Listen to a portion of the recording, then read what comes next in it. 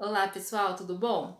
Bem, a aula de hoje nós vamos falar um pouquinho sobre a Reforma Protestante e a Contra-Reforma da Igreja Católica, tá?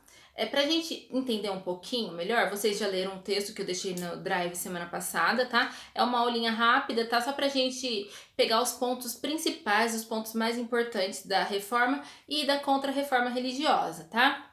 A Reforma Protestante, o que foi? A Igreja Católica, na época, no finalzinho da Idade Média, lembra que a gente falou que tudo que o clero e Igreja Católica, tá? A gente tem que entender que clero e Igreja Católica é a mesma coisa, tá? O pessoal do clero falava, a população acreditava, tá? Então ninguém pensava sobre o que a igreja estava falando, ninguém debatia, tudo que a igreja falava era tido como lei, era tido como verdade. Tá? Só depois que acabou a,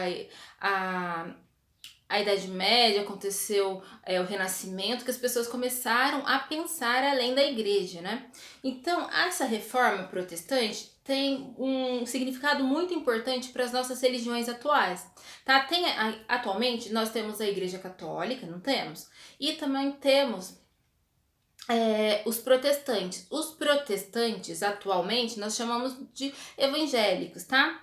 Isso aqui a gente vai falar desses protestantes aqui na história, como surgiu essa parte protestante que se desliga um pouco da Igreja Católica, mas Igreja Católica, Igreja Protestante, vamos pensar atualmente, os católicos e os evangélicos, eles são cristãos, tá? Cristãos são quem segue Cristo, quem tem o princípio da cristandade, tá?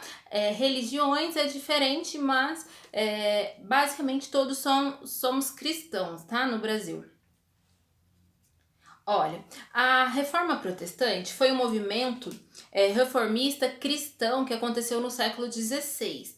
O líder desse movimento foi Martinho Lutero, tá? Martinho Lutero, ele era um monge da Igreja Católica, tanto que é interessante a gente falar que a Reforma Protestante, que é a reforma contra a Igreja Católica, ela acontece de dentro da igreja, tá?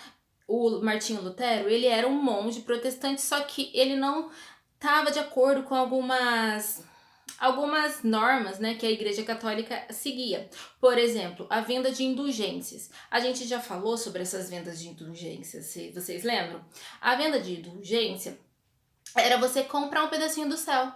Indulgência significa perdão. Então você vai comprar o seu perdão, tá? Você pode roubar, você pode matar. Coisas interessantes, pessoal.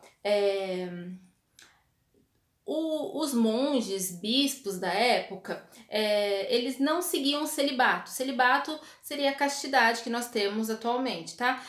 Esse celibato eles não seguiam. Só que se ele saísse da sua comunidade, fosse para outra comunidade, ele poderia ficar com mulheres, por exemplo. E isso não era tido como pecado, tá bom? Então, o Martinho Lutero, ele era contra algumas dessas regras que não condiz com a verdade, né? Essa venda de indulgência. Você paga X para a igreja, você vai comprar um pedacinho, você vai comprar seu perdão, um pedacinho do céu. E assim por diante. Então ele faz uma reforma. Ele não queria se desconciliar com a Igreja Católica. O Martinho Lutero, ele queria fazer uma reforma dentro da igreja. Então ele faz uma lista, essa lista ficou conhecida como as 95 teses de Lutero, tá? E o que ele faz? Ele prega na igreja, na igreja da época que ele participava.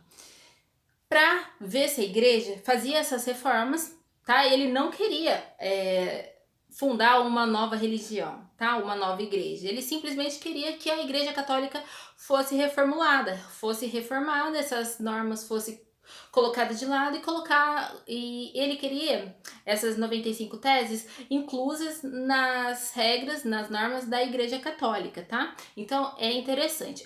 A reforma protestante, ela acontece de dentro da Igreja Católica, tá bom? Beleza. Até aí a gente já entendeu o que é reforma protestante. Por que a gente chama de reforma protestante? Na prática, ele faz essas 95 teses e quer que a Igreja Católica faça uma reforma nas suas normas, né?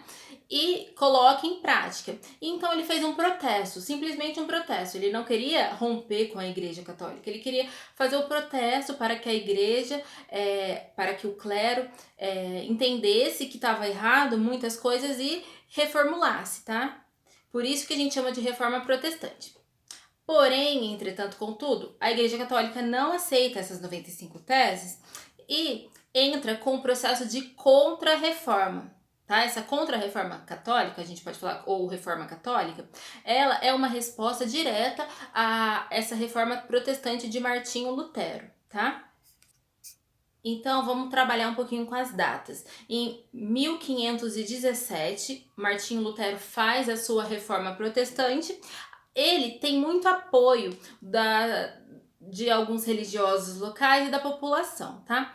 E uma coisa interessante também, o Martinho Lutero, ele fala bastante do lucro. A Igreja Católica, pessoal, antigamente, né, na Idade Média, a gente falou bastante sobre o renascimento comercial, lembra?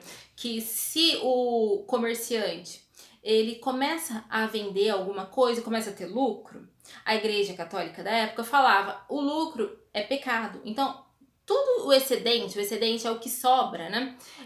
Eles tinham que dar para a igreja. Então, não existia rico, sabe?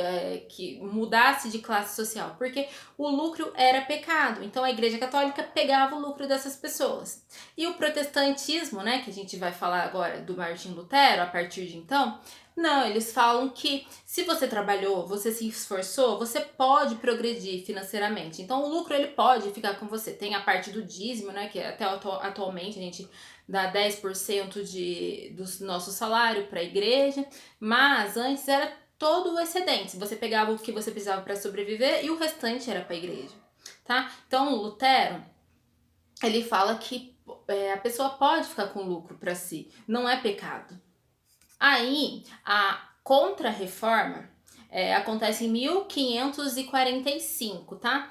A Igreja Católica, ela reúne o Concílio de Trento, na cidade, né, de Trento, que é na Itália, e aí eles